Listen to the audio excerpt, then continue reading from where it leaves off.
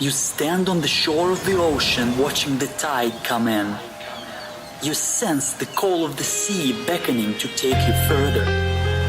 You step forward little by little, not knowing what to expect, but expecting more. You keep going as the ocean calls you to enter in to deeper waters.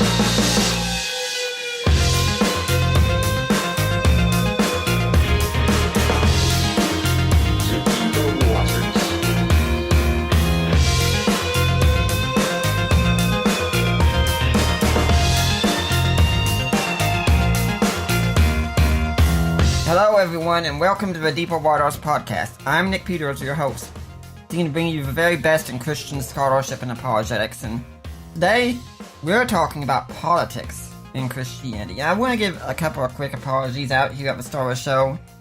I've had a horrible week, listeners out there.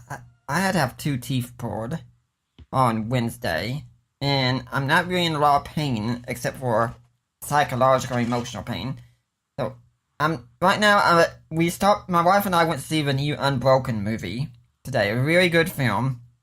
Now, I stopped on the way back to get some fries at McDonald's because it's one of the few things I can eat on my Aspie diet and such. So I'm having those now, actually, which probably isn't the best, but I don't really have much choice. So there's not much I can have here, really. So, my apologies for that. And if my voice does sound odd at sometimes and such, just keep in mind, there is still some pain here and such. But today, I want to talk about the intersection of Christianity and politics. How do Christians live out their faith in the political atmosphere? And in finding a guest, I didn't have to reach out too far away. I just had to turn on my radio. See, here in Atlanta, I pretty much keep my radio on WSB all the time. And I hear political talk radio. That's what I like to hear while I'm driving. I'm not much of a musical person, really. And one of the people here in the area has his own show is Erickson. He's the host of Atlanta's Evening News on WSB and editor of The Resurgent. He's been a contributor for both CNN and Fox News, and The Atlantic named him one of the most influential conservative voices in America. He studied political science and history at Mercer University and earned a law degree at Walter F. George School of Law. He is currently working towards his PhD in theology. He lives with his family in Macon, Georgia. To learn more, visit theresurgent.com. And he is our guest today, as I'm sure you can figure out by now. So, Erick, welcome to the Deeper Waters podcast. Thank you for having me. Now, if my audience doesn't know much about you and who you are, can you tell us a bit about how you got to be doing what you're doing? Sure. So I was a lawyer for 5 years and helped start a website called Red State, a political site. And several years into that site, got hired by CNN to be a political contributor. And about a year later, Herman Cain decided to run for president, and WSB Radio, where he had a radio show, needed someone to take his spot. And they reached out, and in just a matter of years, I went from being a lawyer to being a guy on TV to being a guy on TV and radio and running this political website. It all was very providential. I never intended to do any of it. In fact, the only reason I wound up being on the radio as a radio show host is I was filling in Macon, Georgia, where I live, on a local radio station. The local host had gotten arrested, and they needed someone to fill his spot for a few days. And that turned into 3 months completely for free, volunteer effort. And while I was doing it, the folks in Atlanta heard me, thought I had a radio show, and asked if I wanted a job. Mm-hmm. You know, I always have to ask when I get someone on who's got experience in law, is it really possible to be a Christian and a lawyer both? Yes, I go to church with a lot of lawyers. We just look at it as we were predestined to do it. Yeah, I do think you study in the Reformed tradition, don't you? Yeah, I do. I'm always amazed by the number of lawyers who come out of the Reformed tradition. That is something interesting. I didn't know about that. Today we're talking about politics in Christianity here, and I think one of the first things we have to get in our heads is, what is politics? Yeah, it's my understanding that some people think it comes from, for instance, the Greek word poly, which refers to many, and the American word ticks, which refers to blood-sucking organisms. Yes. Mm-hmm. Yep, very much like that. Politics is the process, I think, in every country of trying to shape and steer public opinion, particularly in a democracy, to shape public policy and to shape public opinion. And it has gotten, well, people say it's so terrible now, but honestly, historically in the United States, it's been far worse in the past. Yeah, I understand if we went back to, say, the Lincoln-Douglas debates or something like that those were slugfest to the very end, that the terms we find used today, they're nothing compared to what was used in the past.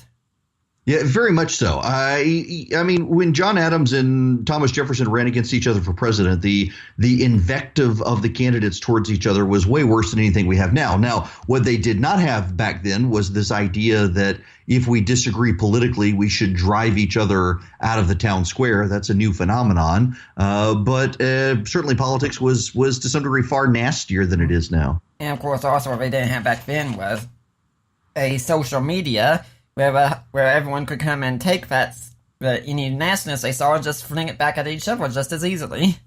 Yes.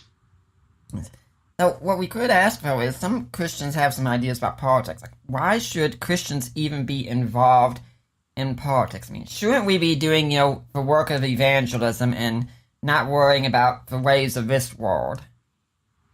Well, we should be doing evangelism, but where is the intersection? I mean, we're allowed to participate as citizens of our countries. To some degree, Christ did say, "Render unto Caesar's what is Caesar's." We are bifurcated, just as Christ had a human and a divine nature. We have a citizenship in heaven and a citizenship on earth, and we're allowed to participate in both. The key is that we should not separate them. There should be no firewall.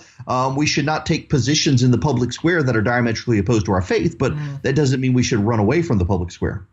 Yeah, well, all Christians would say, where Jesus said, "My kingdom is not of this world, so let the kingdoms of this world do what they will."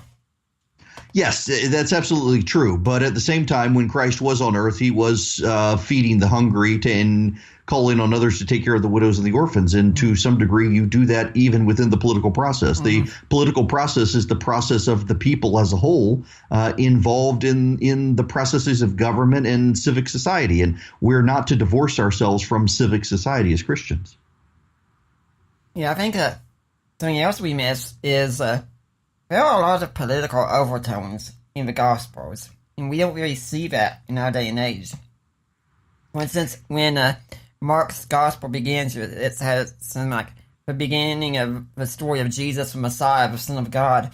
I think even John Dominic Crossan, hardly a friend of Christianity, has said about it that you could literally say Mark was saying, "In your face, Caesar." Yeah, listen, the danger within Christianity and politics is some people decide to conform their faith to their politics and don't realize they're doing it. And others decide that their job is to bring heaven to earth, which we're never going to have as long as there are a bunch of sinners on earth. And it's all about finding a balance. I more and more, as I've grown up, I've likened Christianity to walking a tightrope. And you're supposed to moderate your positioning across the tightrope. If you lean one way too far to the right or too far to the left, you're going to fall off the tightrope that is Christianity. Now, it's a tightrope that's not far from the ground. You can hop back up on it and do better, but we do have to learn how to straighten our position and look towards Christ. Yeah, but I'm sure a lot of our secular friends will be out here listening to that and saying, yeah, look towards Christ, but when you go to vote, you're not supposed to bring your Christianity with you. Well, I hear that from people all of the time who are essentially, their argument is you're supposed to leave your values out of the ballot box. No, we all take our values to the ballot box, and a call to leave your values out of the ballot box is itself a value, a value that you believe your secular values are better than Christian values, and that's a debate society might need to have, but we don't need to. We are all shaped by our views on how we view public policy. And a Christian is certainly going to view public policy differently than someone who is not. Yeah, I think too many of our atheist friends and such out there think this idea that leaving religion out is a neutral position. But really, I don't think any one of us comes to politics with a neutral position at all. Oh, very much so. There are no neutral positions in these sorts of things, and saying that you should leave your faith out of it is not a neutral position. It is very specifically a position from you Christian, you're going to go vote for some pro-life person I hate, so keep your politics, keep your values out of it, and go vote for the person I like. Mm-hmm. And, of course, it usually becomes, keep your politics out of my bedroom, although it then becomes, we're going to force our bedroom into your politics instead. Yes, very much so. But what? Go ahead. No, I just listen. It's one of those things where I tell people on the left all the time, and they get mad at me for saying this, but they say keep your politics out of my bedroom, but then they want their politics in my bathroom. They want their politics in my relationship with my doctor. They want their politics in my kid's school. Apparently, the bedroom is the one place we're not allowed to have politics, but you can then put politics in my kitchen, my bathroom, my living room, my kid's school, my car, and everything else. Yeah, but don't forget, while you're supposed to keep your politics out of the bedroom, you're supposed to pay for their contraceptions and abortions in the bedroom. Yes. Someone would say, what about the whole idea, though, of this separation of church and state, though? I mean, doesn't that mean that we're supposed to keep the two separate?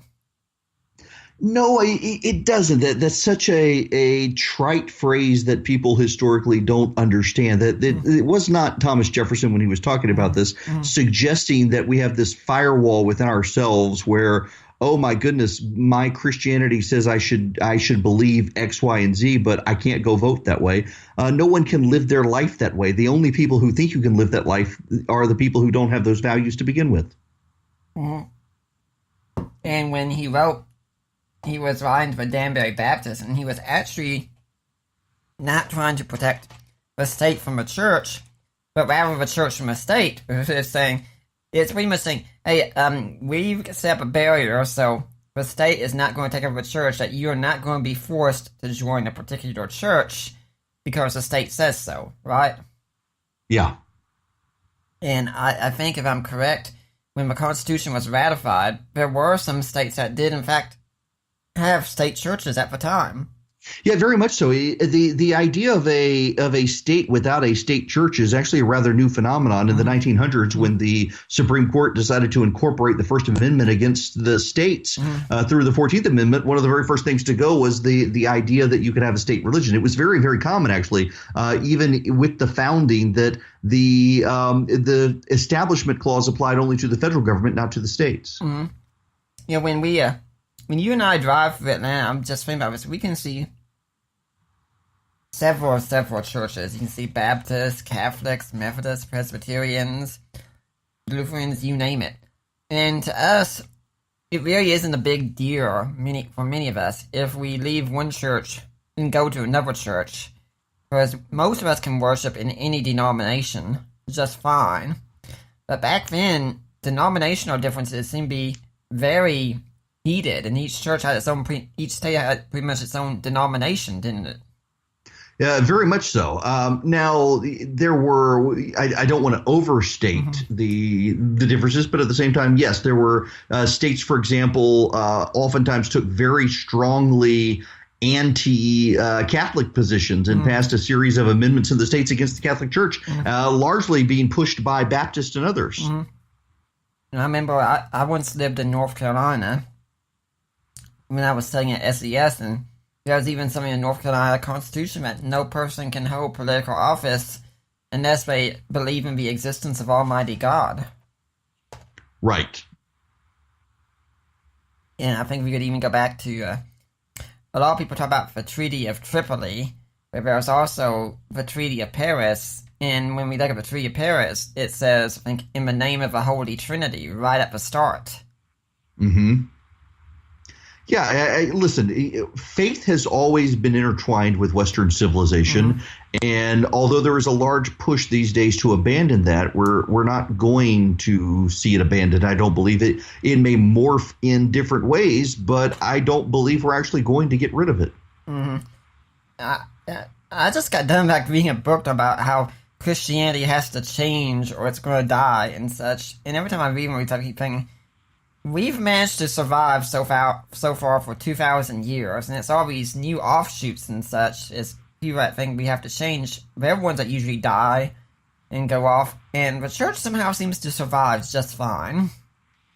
Yeah, if the church survived its members being used as the lamps to light the streets of Rome, I'm pretty sure we can survive social justice warriors in the 21st century. So now I think we should probably discuss also, how we can handle politics today. How can a Christian be informed in politics, especially since, despite what anyone might think about Trump, we all have to agree, I think, there's a lot of fake news out there. Right. Well, I think a lot of Christians have abandoned the idea of discernment.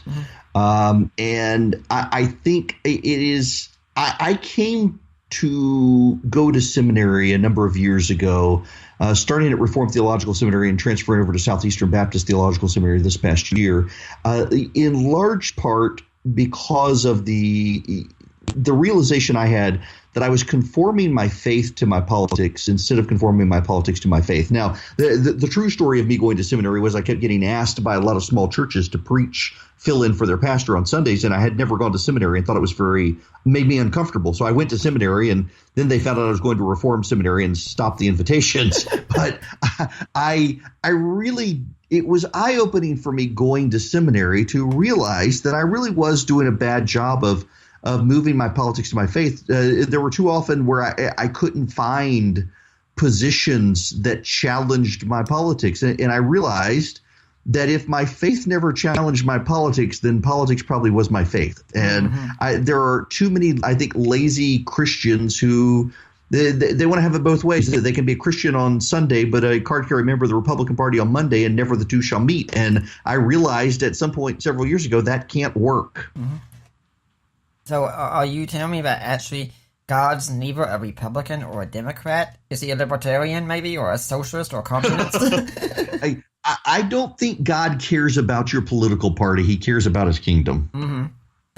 But, of course, that doesn't mean he doesn't care about what we do politically. Absolutely. Listen, I think that I have a hard time reconciling people who claim to be Christians and yet aggressively support abortion rights. I don't think the two can be reconciled. I think when you decide that you understand the mind of God, what you understand is the idol you've created. And there are a lot of people on the left and the right who think that these days. But when it comes to socially, culturally liberal positions, I have a hard time reconciling people's faith in politics, and oftentimes they think they've been able to do it, and I don't think they have. But then on the right, I see this aggressive antagonism sometimes more and more with the re-emboldened rise of white nationalists, for example, where they're trying to pick fights on immigration. And this one of the areas where I realized that my faith and my politics really were colliding was my hostility to immigration. Now, that doesn't mean I'm suddenly an open borders guy and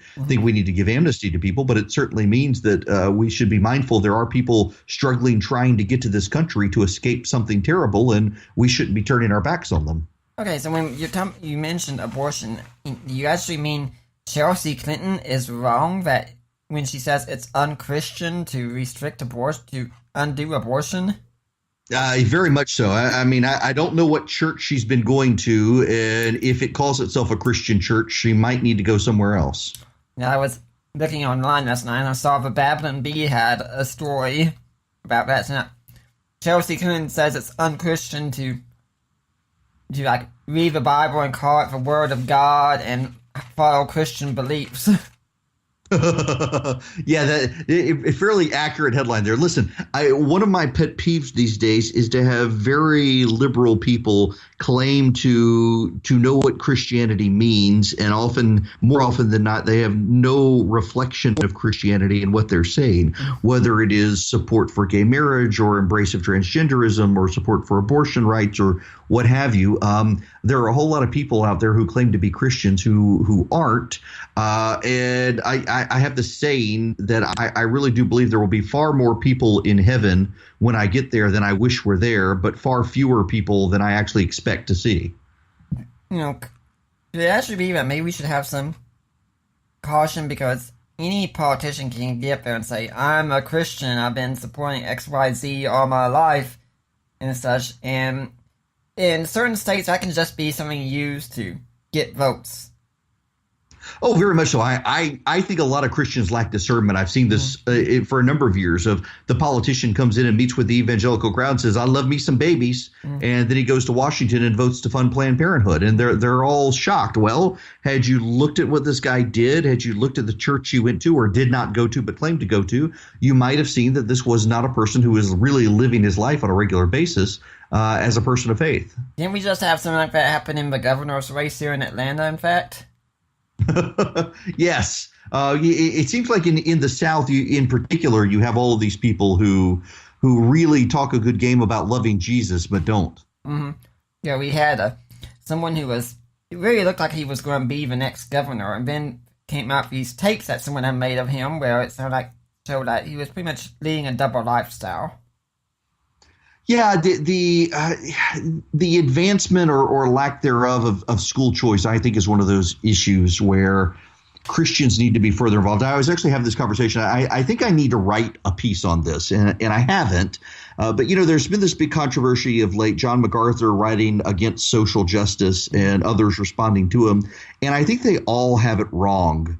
I'm thinking more and more I need to write something about this. It pains me to say I think John MacArthur is wrong on something because I really like the guy, but there is this such aggressive push about social justice now, even within the church, that a lot of traditional conservative pastors are starting to push back on it, saying no, no, no, sticking their fingers in their ears, going la, la, la, la, la, just the gospel, just the gospel, just the gospel. But we know from Scripture that Scripture says we're to take care of the widows, the orphans, and the poor. Mm-hmm.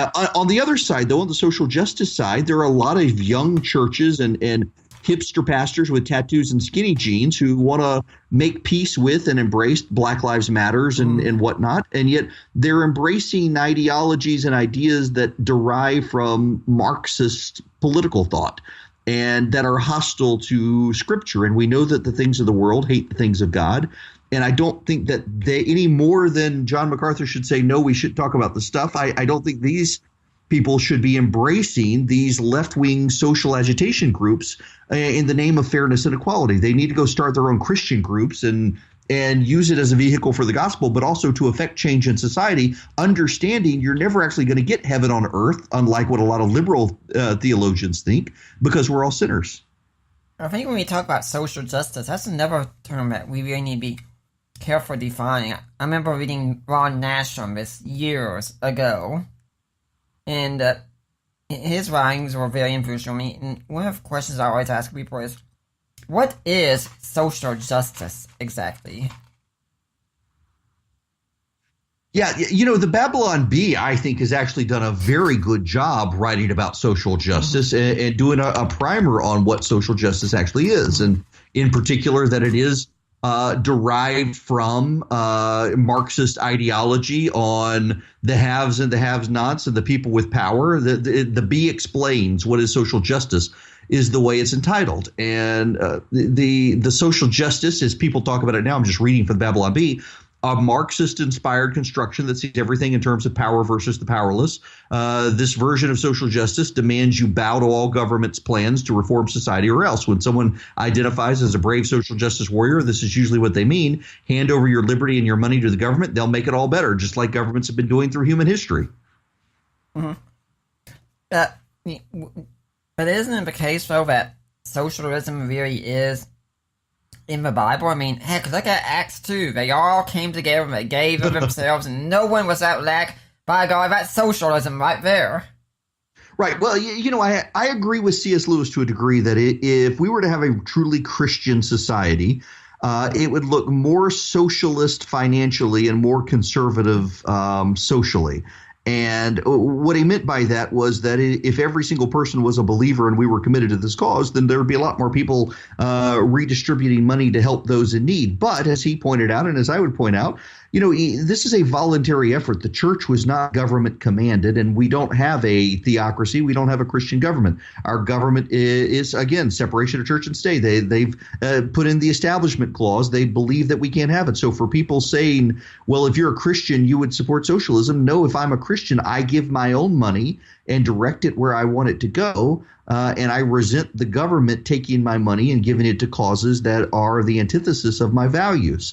There's an interesting dichotomy there in charitable giving in the country where historically people of faith, with or without a tax deduction for charitable giving, give far more than people who believe the government should take care of people. Mm-hmm. Yeah, there's this funny meme you can see online with Jesus giving a similar amount, wasn't it? Give to those who are less fortunate, help the poor. It says, but Jesus, can't we just give the money to the Romans, let them do it for us? He says, okay, I'm going to start over from the beginning. Let me know where I lost you. Exactly, yes. Yeah, I think it was last night I was reading my C.S. Lewis devotional, since you mentioned him, where he said, talking about charity, and he said, when it comes to what we give, we should give to the point where we at least start feeling uncomfortable about it, because we have enough for all of our entertainments and luxuries, and our neighbors in need, we're doing something wrong. Yeah, very much so. We need to, and it's not about us. It's I mean, the whole idea has said in the Bible that we're to give to those who need it. And if we're ever in a position of need and they can give to us, give back. But both of us, we're not making it about us. We're supposed to be praising God. And so many secularists want it to be about the government, that the government's going to provide for you. The government's going to do this. Praise the government. We all belong to the government. And that's not the way it's supposed to work for people of faith. I even understand that, and we've had Hugh Ross on our show, and he's talked about this some, that we could easily do the Great Commission right now. It's just people do not give enough to the cause to do it.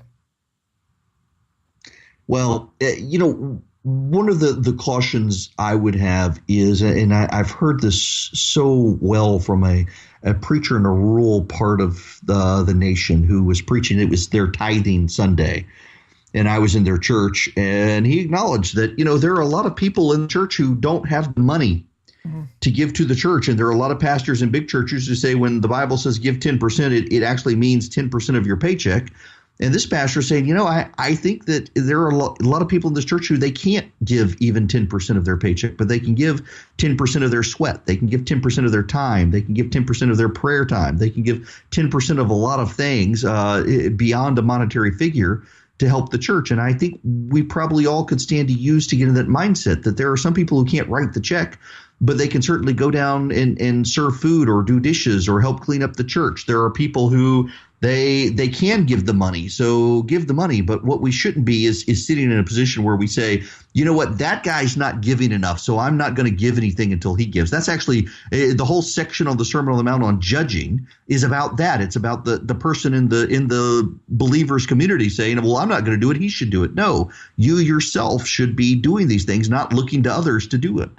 Yeah, my wife and I are kind of in that boat. She's on disability, and so that means we have to depend on our families and sadly on the government a lot, and we really do not like that. I mean, we would love to be able to give more and to do more, so basically what we try to do is just give what we can. I mean, this show is my way of trying to give back, to give out and such, to go through, spend a lot of my free time going through books and such and writing reviews and getting people out here and having come on, people like yourself, so others out there in the world can be informed about Christianity. Right. Well, there are so many ways for people to involve themselves in the body of Christ. Mm-hmm.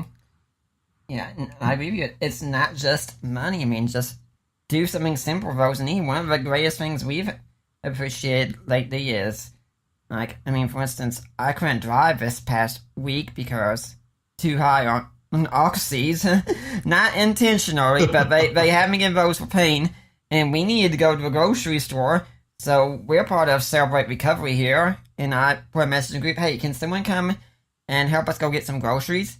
Sure enough, someone came, picked us up, and we all went to the store together. We had to go to 3 different grocery stores for coupons and things like that I had, and buying different things, but there was no complaints whatsoever, and we all went out and got for groceries and thanked them when we got home, and that was it. And people I think miss that something as simple as that can mean so much to someone.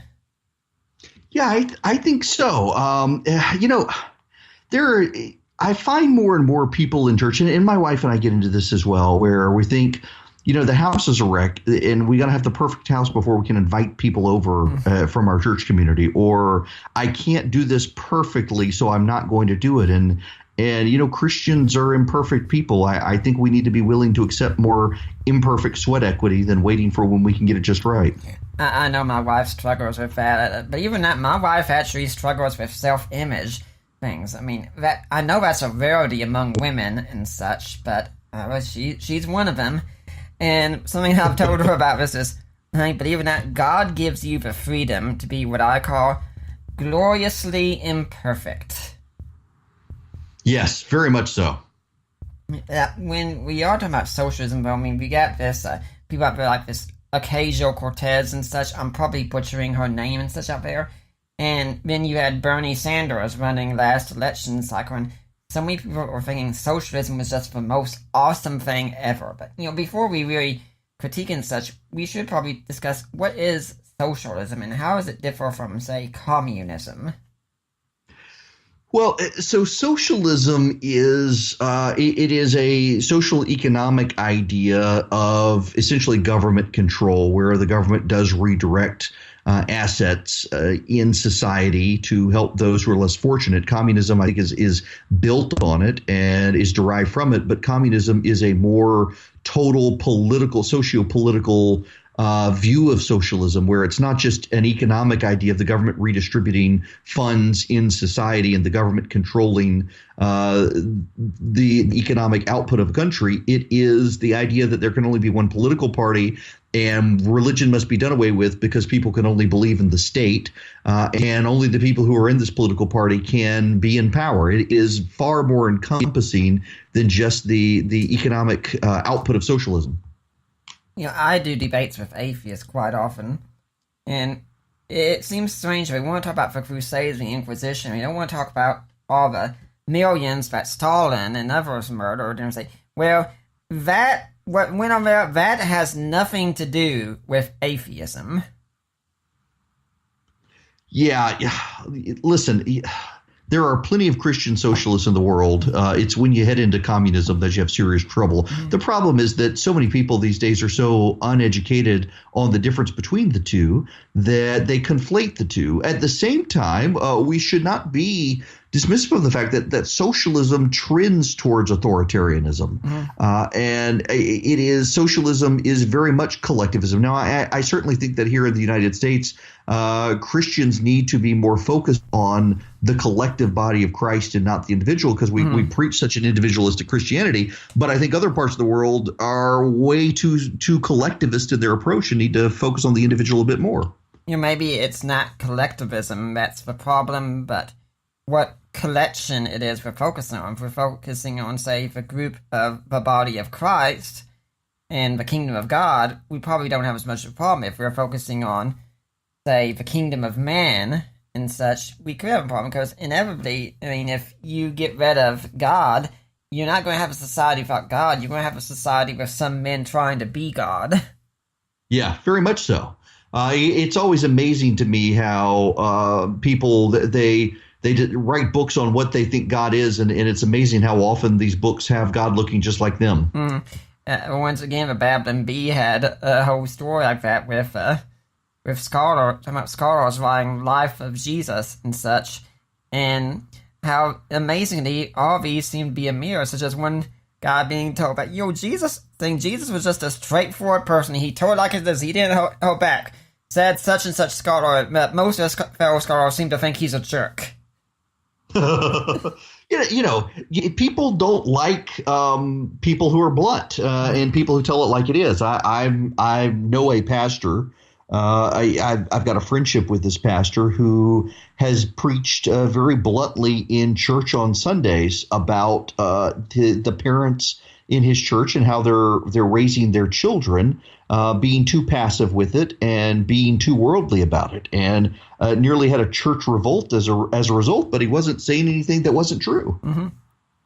Well, yeah, I think that's one of the great dangers that some pastors even have with talking about these issues. They don't want to talk about issues like abortion or homosexuality or anything like that, because they could offend someone in the audience. Yeah. Oh, very much so. The danger, even in my business in radio, it is dangerous to focus so much on your audience. You have to focus on your audience. If I do a political show in the evenings, if I turn my show over to reading recipes every night, no one would listen anymore. At the same time, there is a real danger in telling people what you think they want to hear as opposed to being honest about what you think. Mm. And, of course, there would be a danger if, say, the pastor just gave a message of nothing but sin, sin, sin, and condemnation. Then if someone walks in the church who's had an abortion, that could be one of the last things they want to hear if he leaves grace out of it entirely.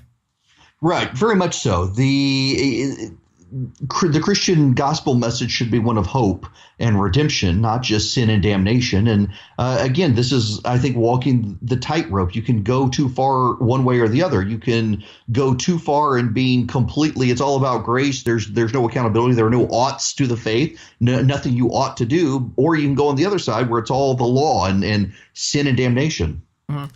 I think we should also move a little bit back to the whole communist thing and such, about the way those countries are, because it's not a coincidence that the Russian government and such sought to dynamite churches and things like that, and even today, Christianity is persecuted by, say, the Chinese government and, of course, by Muslim governments today.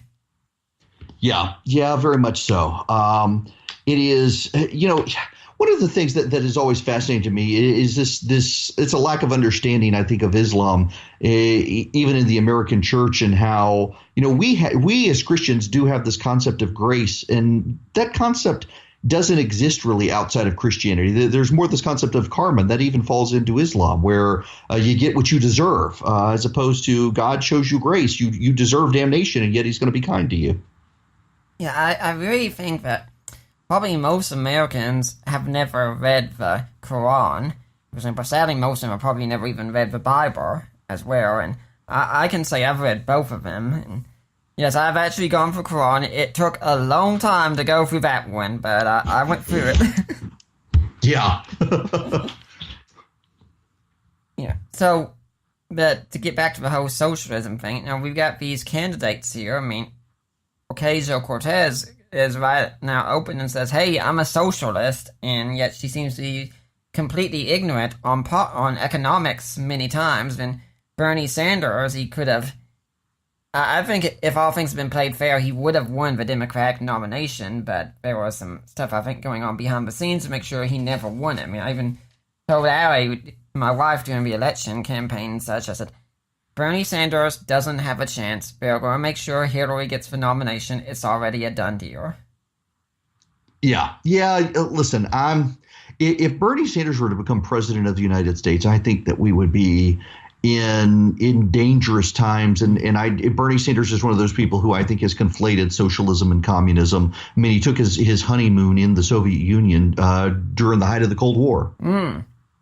I actually didn't know about that part. That is something very disturbing. But, a lot of people do think, though, that socialism would really be this great thing. I mean, everyone gets to be equal, and everyone gets everything they need paid for. I mean, what's so bad about that? Well, it's as Margaret Thatcher said, at some point you run out of other people's money, which is what this entire economy is premised on. That's why socialist countries always wind up doing worse economically. It's not talked about enough that we've elevated way more people out of poverty through the embrace of capitalism over the last 200-300 years than ever through feudal systems or socialist systems.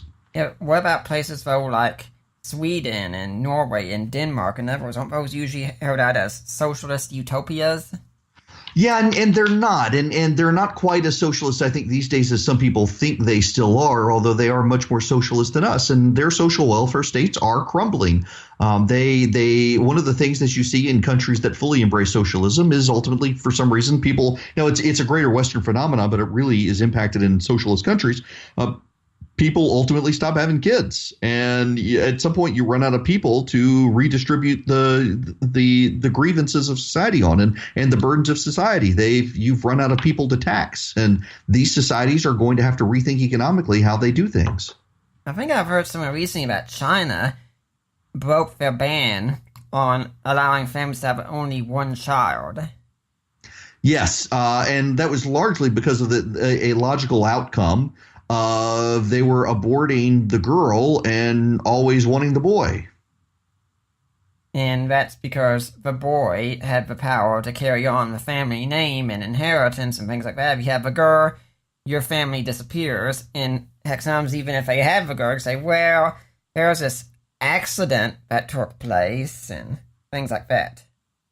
Yeah, very much so. And there's a social status that comes from a boy in a lot of cultures, particularly Asian cultures, and they've already got now a very imbalanced society as a result. Mm-hmm. Yeah, but I mean,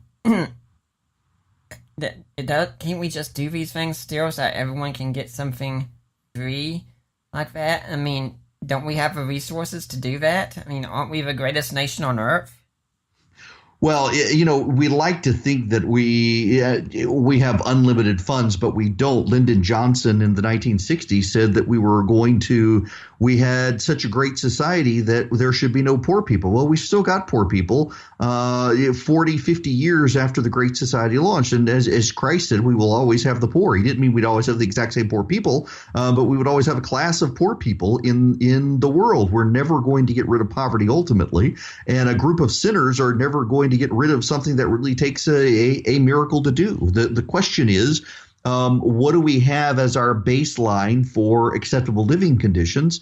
And we need to make sure that people, as a society, I think we have a responsibility to say, okay, we're not going to let people be completely destitute if it is not of their own making, but also that if you have screwed up your life, the government's not going to bail you out of it. Yeah, I think even a conservative as strong as Ronald Reagan even agreed we need to have a safety net for some people who, through no fault of their own, fall on hard times and can't do anything about it. Yeah, look, I really think there are people and conservatives. I'm not a libertarian because I do believe that government has a role in these things. And there are people who, through no fault of their own, through mental or physical defect, cannot take care of themselves. And I'm pro-life. And so I believe that we as a society have an obligation to help them. That does not mean that they need a mansion. It does not mean they need a BMW. It does not mean they need to have a 70-inch flat screen TV, cable TV, and high-speed internet. But it does mean they need a roof over their head and they need food. And if their family and church, should be the first resort, can't help them, then I think in the final last resort, the government should. Yeah, I hate to say it, but I think one of the reasons the government has to do all this stuff for us today is because the church really stopped doing its job in this area and let the government take over, and now the government really puts the demands on the church instead. Yeah, look, I think that Christian churches in America need to do a much better job and could actually, I think, do a good job of building back the lost if they all took greater interest in the social welfare of those who are in the church. And I got to be honest with you, there are a lot of people in a lot of churches who are genuinely hurting. And as a matter of pride and awkwardness, they don't want to tell how badly they're hurting. And so their church has no idea. And it is being able to build these relationships. So many people show up on Sunday and they want to be in a church community as long as that church community is in smooth sailing. But when it falls on hard times, when people in the church fall on hard times, it's oftentimes a matter of pride to not talk about it. I was talking to Nancy Guthrie a while back, and she was talking about a young lady who had worked for her who had been raped in college, and she never said anything because she didn't want to bring shame on her parents in her parents' church. And I just thought, this is where you should go when bad things happen. Now, we are all a community of sinners. We should be able to be open with our fallen nature and the hard times we're in. My wife and I recently had a time with seeing something like this happen explicitly, that we go to 2 different churches now. She's exploring Orthodoxy, so we go to one of those churches. And I'm still a staunch Protestant, so we go to a Protestant church. And one Sunday, my wife wasn't feeling well, so I went to the Protestant church, and the pastor gave a sermon, and he talked about his daughter who's actually studying poverty at college, and about how He says, many of these government programs we have are designed to help the poor. They don't help the poor. In fact, they kind of keep them down and such. And so I asked afterwards, I said, hey, can I talk to you some? And he said, sure. And so after some people had left, I sat down and talked to him. And I started talking about the situation we are in and how we're struggling financially. One of the things I said is that my wife needs to get some dialectical behavioral therapy for her condition. And she can't get at the place she goes to because someone she knew from high school does the classes and her insurance won't cover it and we can't do anything else about it. He said, hey, hold on. He called someone over and said, she's a social worker. Let's talk with this together. And we did some talking and said, now call this lady. She's a marriage counselor. She might know someone. We called her and she said, yeah, I know someone who does this therapy. And whatever she says, call us back. We'll see what we can do. And end of the story, the church is actually paying for my wife to get a year of this therapy. And it just amazes us because that's exactly what the church should be doing. Yeah, very much so. And I know there is a real fear of churches these days getting scammed, and I think that's fair. But this is why so much of Christ's Sermon on the Mount is misinterpreted. I think it's not about the Sermon on the Mount, a lot of it at least. It's not about the relationship of the Christian to the world, but the Christian to the Christian, the believer to the believer, and the body of Christ. And when you're in a church and you've been committed to this church and people know you within the church, then when you're on hard times, the church is there and should be there to help you. But I'm always amazed by the number of people who don't want to speak up. I'm also amazed oftentimes by the number of churches who don't seem to have a care for their attendees on a regular Sunday. They're far more interested in mission work somewhere else around the world you've never been. Actually, I think that's going to make this case even more amazing because this is a church we'd only visited. This was about like the third or fourth time we'd ever been there. But, my goodness, yeah. That is something. That's almost unheard of. It could be also because my wife's family is pretty well known in the area and such, and she's got a good ministry background there, and so because of that, I think they said, okay, this is something we can trust. And I can also tell people about my website and such, so they can go and look and say, yeah, this one's someone real, this is someone legit. But my wife and I would just keep talking about it and saying, but we've barely been there, and yet they're doing this for us. It just blows our minds, and yeah, just that's extremely a good church. thankful. Yep. Now, you talked some about capitalism as well and how much good it's done for people, but, geez, doesn't capitalism just support greed, the rich getting richer and things like that? Well, capitalism is just it's a system of economics. And yes, there are lots of greedy people in capitalism.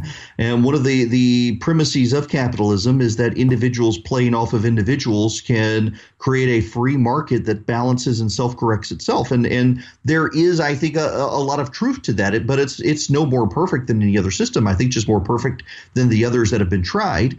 What I do think, though, is what we're seeing more and more is a capitalism devoid of morality. As morality in the country has declined, we're seeing a less and less moral capitalism. And capitalism itself should be able to balance out that lack of morality, except we're seeing more and more people, once they get sufficiently wealthy, they then begin to advocate at the governmental level for tax breaks for themselves and competitive legal advantages for themselves to shut out other competitors. And I think the government's focus needs to be on a level playing field and get rid of the idea that the government should be able to carve out breaks and exceptions for corporations and rich people.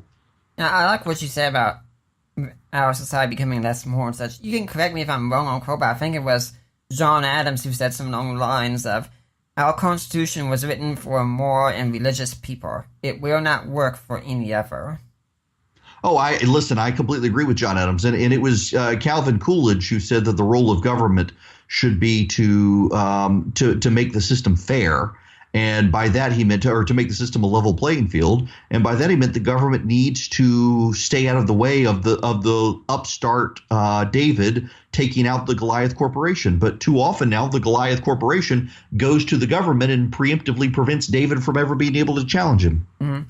Yeah, something I've said about capitalism is that capitalism doesn't really promote greed, it contains greed. And let's Yes. suppose that I'm a rich person and I really want more money, and I want to get the money from the people of Atlanta. So what do? Well, in capitalism, I have to come up with some business or service that the people of Atlanta will want enough that they will pay and give me the money. So I have to give something to them in order to get something from them. Now, if I'm in this situation, I'm in a socialist government, I can go to my buddies in government and have them pass a few laws, and lo and behold, I get what I want anyway. Yeah, very much so. And it's as a Christian who is a capitalist, who is a conservative, the lack of appreciation of these things more and more on my side of the aisle in politics is deeply frustrating, because I think we're missing a critical aspect of how capitalism should work, and we're allowing the other side to build the case that capitalism is amoral and is a bad and flawed and corrupt system that leaves poor people in poverty, when in fact it's socialism itself that tends to leave people in poverty. Yeah, I think part of the danger of that is it sounds to most people on paper that socialism does seem like the more caring way to go. I mean, heck, you give money to the poor, you support the poor, and you give them things they can't get for themselves. I mean, free healthcare for everyone. On paper, that sounds like a really good idea. But the road to hell is paved with good intentions, isn't it? Yes, absolutely. That it seems to be the history of government helping the poor. It rarely ever does. And again, we live in a 21st century society where fewer and fewer people go to church, and they have fewer and fewer social institutions at the local level to help them. But I think if we as a society are to survive long term, we very much need to have local institutions that help the widows, the orphans, and the poor without a reliance on the federal government. Our politics in this country has gotten so nasty and antagonistic because every fight in Washington matters so much, and the founders had intended it for Washington to matter the least. One of my concerns when these fights come up is usually something that gets me on the defensive is when politicians start saying, this is for the children. It's usually, it really isn't. And I find it so amazing also, so many people who are so concerned about the children don't seem to mind killing those children in the womb. Right, very much. It's amazing how so much of secular politics in this country has become religious with the aspect of abortion. Abortion has almost become a sacrament to secularism. It really is. I've told people, I said, look, in the biblical times and such, the wicked pagans and such, they sacrificed their children on the altar, but they at least did it for the good of the harvest or something like that. We sacrifice our children on the altar of convenience. We're worse than they were. Oh, very much so. Very much so. It's just there's a selfishness in American politics now, and it is on both sides. And so much of it is fueled by a secularism that has encroached conservative politics, but really dominated left-wing politics in America, and so much of it is centered on abortion. But it goes beyond that now, though. It also is infiltrated environmentalism, racial equality issues, and on, where we're seeing what should be political issues taken over by people with a religious zeal. Mm-hmm. I'm amazed with all these hearings going with Judge Kavanaugh and such, how many questions seem to pop up about abortion. And I've told Allie, I said, I think my main question I want to ask is not what are your conclusions, but rather, what's your methodology for handling a case? Correct. I think that's the way people should go. But of course, the Democrats know they're not going to be able to stop Judge Kavanaugh. So what they're trying to do is score political points for their own side, posturing for presidential runs in 2020. Yeah. And of course, producing rather silly charges. Like he was saying that he did way back in high school and such. And I think most politicians up in Congress and the Senate would probably not like to have everyone know everything they did in high school. Right. These current charges against Kavanaugh, they're ridiculous. We've seen this game before with Clarence Thomas, where they waited until the hearing was over to trot out allegations of a sexual nature. With Clarence Thomas, though, they were workplace and recent with a named victim, a named supposed victim. With Brett Kavanaugh, they are 38 years ago, high school, and anonymous. Now, what I suspect will happen is they will trot out the person on Monday, and they will say, "CC, you said they're not credible because they were anonymous. Now they're not anonymous. You have to take them seriously." And it'll turn out that this person is a known partisan activist, and Republicans will dismiss it, and Democrats will say, "Oh, you're a sexist, putting another predator on the Supreme Court." And Kavanaugh will get confirmed, and the Democrats will have a grievance with which to fuel their base headed into November. Yeah, I have to say that all these stories going on, I think there's a reason that many of us, we just don't even listen to the media anymore. I mean, so many people are saying, why don't people just believe everything reported in the media about, say, Donald Trump, for instance? And I say, yeah, the reason I don't is the media's already killed their reputation to me, so whenever they say anything, I think, yeah, you're going to have to provide some really good evidence for this one because you've already killed any incentive for me to believe you. Very much so. Look at the story this past, yesterday with the Nikki Haley, that she had bought $50,000 curtains for her apartment, and it turns out it was the Obama administration, not their UN ambassador either. It was a procurement office at the State Department. The ambassador at the time had no knowledge of it. Nikki Haley had no knowledge of it, but the entire New York Times story was an attack on Nikki Haley's credibility. That the editors of the paper had to then walk back later on Friday when it was exposed. Yeah, I mean, when I see these stories showing up, I just honestly don't pay attention anymore because everything's been this huge disaster every single time. I think about all the things I said with Kavanaugh here already, that if he gets nominated, millions will die, that people will lose their health care. We can be sure the apocalypse will come if Kavanaugh gets on the court. Oh, yeah, very much so. We see this doom and gloom, fear and disaster happening all the time now from the left. At some point, how is there going to be anyone to vote in November? Because everyone died because of the tax cuts, and they died because of the partial Obamacare repeal, and they died because of net neutrality. And now the only people left are the ones who haven't died, but they're all going to die because of Brett Kavanaugh. Yeah, you and I have actually talked about this before, because when this story started breaking, I was the one who called into your radio show and said, is this in addition to the 93 million Americans that die every day from gun violence? Yeah, correct. I mean, the use of death as a fear tactic is genuinely one of the most frustrating stories out there that the left hyperventilates, and it's really, in my mind, hard for them to continue credibility. Yeah, I'd say in reality, most of us just think they've lost credibility. In fact, I think that's what made Trump so popular, because, you talk, some people are telling it like it is and such, that some people saw what Trump was saying and said, you know what, that's exactly what I think. This guy's not afraid of the left. He doesn't care if he offends them, and they really like that. Yeah, I think so. There is a level, there's a refreshing level with Donald Trump of being in your face. Yeah. And the left pushing back on that. And I'm afraid what we're going to find is more and more people decide this is a winning tactic to be as obnoxious as possible. And I don't think long term that's good for any of us.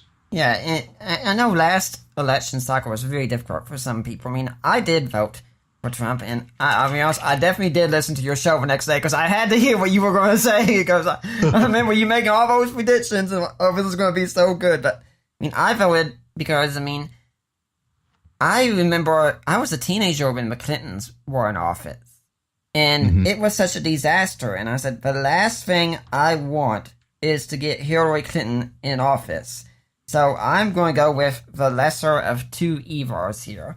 And I'd say, I don't always agree with the things he says and such, but I've liked many of the policies done, the tax cuts and everything else. I've supported those, and I'm very glad we're going to get two good conservatives on the Supreme Court. Yeah, look, I have issues with Donald Trump, the man, but as a conservative, I think conservatives have benefited a lot from his policies, and I think that having two Supreme Court justices from Donald Trump's administration are really good for the advancement of conservatism long term. I do worry about the electoral gains long term, given the president's lack of self-control and more voters, including voters who voted for him in 2016, being deeply concerned about it. Yeah, at the same time, I think if we were going to sit around and wait for the perfect politician to come to the office, it's never going to happen. Essentially, every time we have to vote for the lesser of two evils.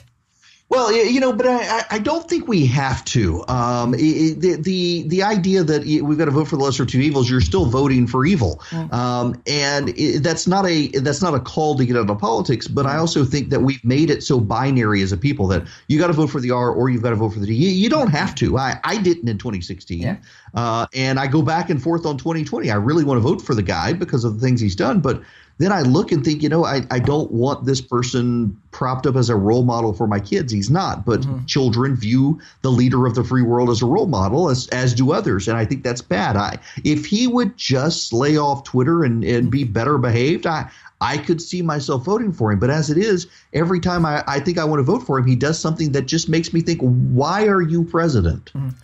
Well, I'd like to take a brief break at this point and remind everyone you're listening to Deeper Waters podcast. We got Erickson here talking about Christianity and politics. If you're here next week, we're going to have a first actually. We'll actually have an atheist guest. Come on, but it's going to be someone who you're going to like to hear. Tim O'Neill is going to be my guest. He's going to be refuting two different myths from history. The first myth, that Jesus never even existed, and the second myth, that the Middle Ages were Dark Ages and Christianity was anti-science. He's written extensively on both of those, and I went to my Facebook audience and said, hey guys, how would you like to have Tim O'Neill on here? 99% of you out there said yes. So I decided that's probably what you want. So we're going to have Tim O'Neill here next week. But let's get back to Erickson. I agree with some of your concerns and such. I mean, I don't support everything he says on Twitter and things like that and such. At the same time, I think there was a bit too much divisiveness last election, where some people are saying, if you're a true Christian, you won't vote for such and such, and then others saying, where if you're a true Christian, you will vote this way. I think, each person should just be fully convinced in their own mind about what they did, and we should try to understand that everyone else was, at least in Christian circles, we were all trying to do the right things here. Yeah, I agree. Where I have a real hard time with the Christian defense of Donald Trump is where he either is or is not a believer. And there were so many prominent evangelicals who wanted to have it both ways, that he's this Cyrus, he will deliver us. And this idea that we need a political savior, that he's going to save us from the political left. He is not going to save us from secularism. The only person who's capable of doing that is Christ himself. But then there were others who said, oh, no, I've heard his story. He converted. He's a believer. Well, if he's a believer, the Bible says we're not to have things to do with people who hold themselves as believers and yet engage in adultery and fornication and greed and bribery and corruption from 1 Corinthians 5. And you had a lot of people who wanted to say, maybe he's not a believer, but he's Cyrus. It's like, pick one. Just pick one. Don't try to claim he's some great Christian and then say, well, okay, he's not, but he's our Savior. No, he's not our Savior. Jesus is our Savior.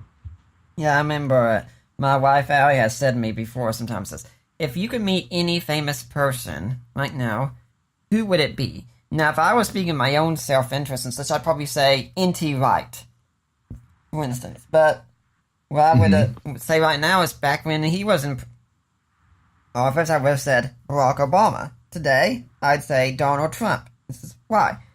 So I can get to talk to both of them about Jesus Christ. And that, to me, would be the greatest good that I could do, to get to talk to the person in charge, the most powerful man in the world, and tell him about Jesus.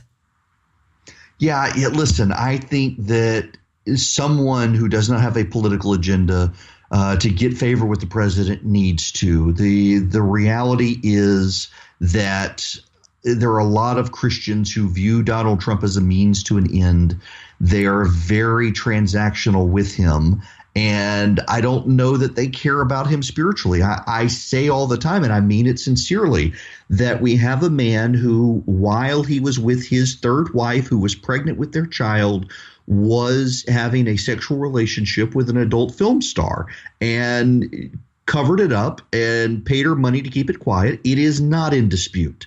We have an entire legal record trail to prove that this happened now.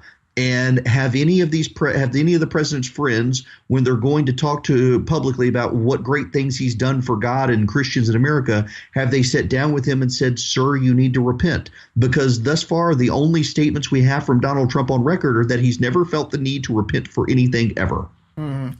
Yeah, and that is something I think that the evangelicals he meets with should be talking to him about as well. I mean, if we could give the most powerful person in the free world to see the need for repentance, I mean, how good that would be. It would only make all the other actions he's done all the better and such. At the same time, I think many people on the right don't really listen to this a lot because, and I can understand fully, because the people on the left have screamed Russian collusion over and over so much that it's become such a great conspiracy theory. Yeah, the amount of people on the left who are emotionally invested in the idea that Donald Trump colluded with the Russians to steal the election, it is all of these people also believe that only people on the right believe lies and fiction. There is no evidence at all that Donald Trump colluded with the Russians to steal the election. None. That evidence does not exist. And yet you have people who are emotionally invested in the idea that it does. Mm-hmm. I think this still goes back to the whole thing we were talking about with discernment and such, and I think we could spend a good deal of time talking about it. I remember when Barack Obama was in office, my dad would sometimes send out these, what I call email blasts, where he'd send an email to several people about, here's the latest horrible thing Barack Obama's done. Now, I couldn't stand Barack Obama. I've been a conservative all my life. I've voted conservatively every time, and yet I'd look at these stories, and just doing some quick research, I'd know this is not a true story. And I would have to hit reply all and let everyone know this is a fake story. And as I told him several times, Dad, if we're going to take down these people and such, I don't have any problem doing that, but let's make sure we do it in truth. Because I don't want to take down my opponent using lies. If they've done enough wrong, we can find enough truth to get them on. Why go with a lie? Yeah, listen, I'm 1,000% with you. There is no reason for conservatives to have to advance and agitate on lies when we have the truth. Mm-hmm. And you're going to ruin your credibility on that. That's one of my frustrations now. People are emotionally invested in defending the president on this Puerto Rican's death toll from Hurricane Maria. And I understand why.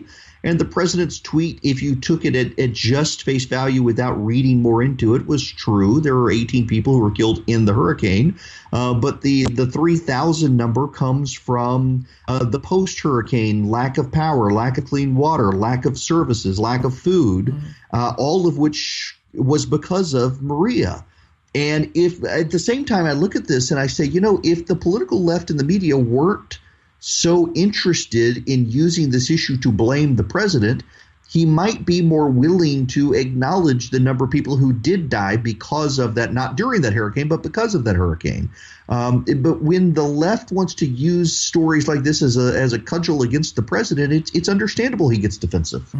And I like what you said also about how our credibility is damaged. Because, Eric, you and I are both Christians, and we're going out there and we're telling people a story that, let's face it, is simply incredible, that God became a man, was born of a virgin, grew up, lived a life, walked around Israel, did miracles, raised people from the dead, died on a cross, rose again, was seen by many people alive again afterwards. And that is an incredible story, and I can understand many people who haven't heard it being skeptical of that story.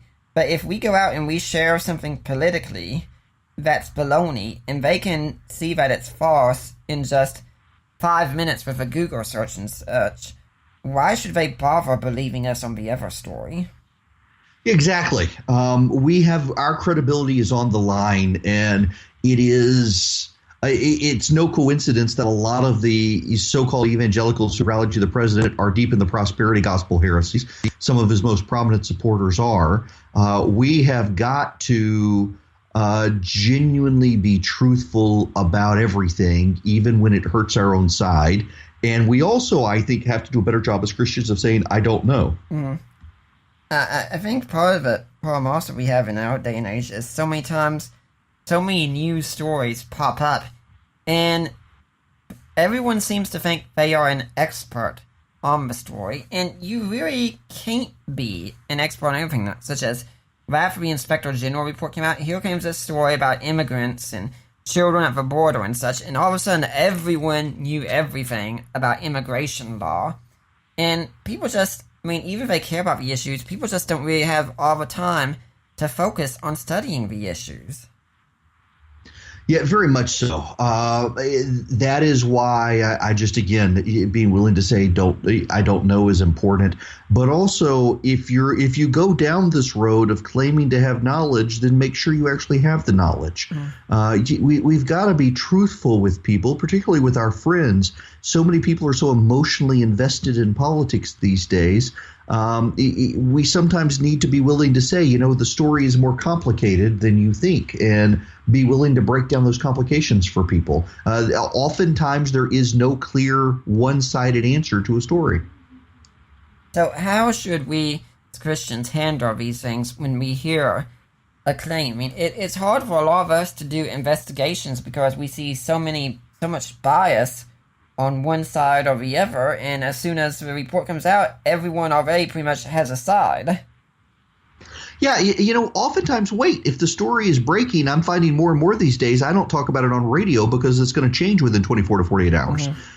Give the story time to develop and be willing to change your mind. A lot of times people take the initial story and then don't change their mind. But the other thing is to remember there's no conspiracy. So many people are believing now that there's some dark force at work here. There's a deep state or there's a Russians colluding. No, honestly, I know enough people in our government to know there is no competent deep state conspiracy because they're not competent, and they would be exposed by now. To believe there's some malevolent dark force behind the scenes pulling strings to try to sabotage Donald Trump is to put too much faith in a government you claim to reject. And the same with the Democrats believing the Russians are stealing the election. No, our American political system with the Electoral College is too complicated for them to be able to steal that election.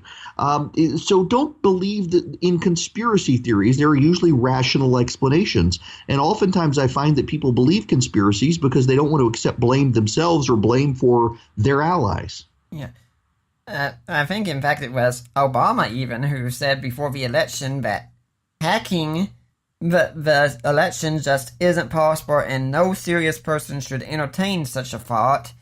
And now I look back and think, if only Chris Wallace at that third debate had asked Hillary Clinton if she would accept the results of the election, how much better off every one of us would be right now.